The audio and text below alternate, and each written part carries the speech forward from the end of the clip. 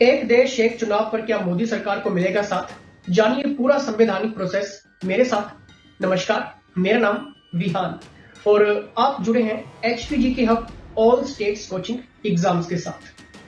मोदी सरकार अब एक देश एक चुनाव पर बिल लाने की तैयारी कर रही है और बताया जा रहा है कि मोदी सरकार इसी कार्यकाल में इसे लेकर बिल लाएगी।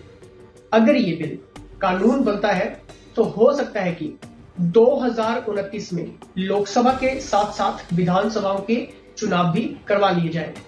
मगर इस बिल के कानून बनने की प्रक्रिया इतनी लंबी है, जानते हैं। अगर सरकार देश में एक साथ चुनाव कराना चाहती है तो उसे सबसे पहले संवैधानिक संशोधन करना होगा।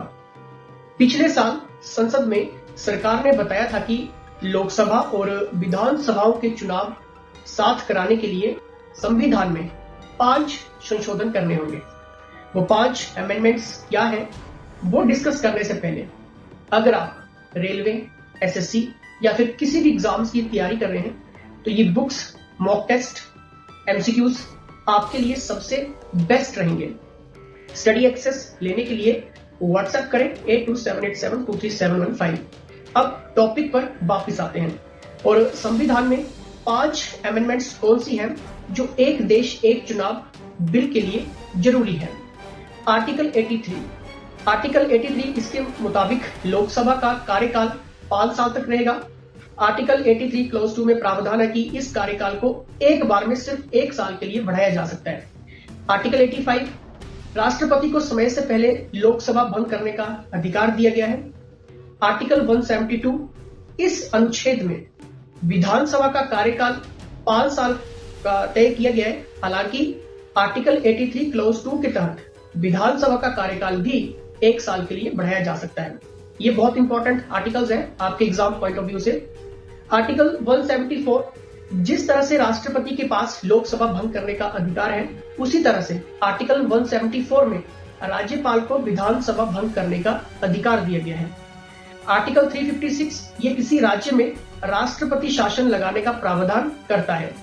राष्ट्रपति की सिफारिश पर किसी राज्य में राष्ट्रपति शासन लागू किया जा सकता है। क्या ऐसा हो सकता है?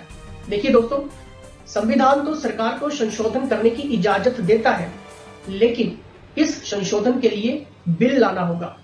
इस बिल को संसद के दोनों सदनों, लोकसभा और राज्यसभा के पास वहां से पास करवाना जरूरी है। इतना ही नहीं, अगर संसद के दोनों सदनों से यह बिल पास हो भी जाता है तब भी कम से कम 15 राज्यों की विधानसभाओं से इसे अप्रूव्ड करवाना होगा।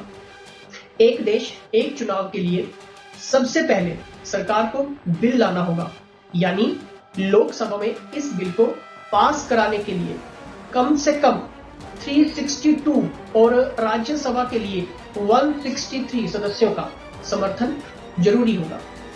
संसद के पास जब ये संसद से पास होगा, उसके बाद इस बिल को कम से कम 15 राज्यों की विधानसभा का अप्रूवल भी जरूरी होगा, यानी 15 राज्यों की विधानसभा से भी इस बिल को पास करवाना जरूरी है।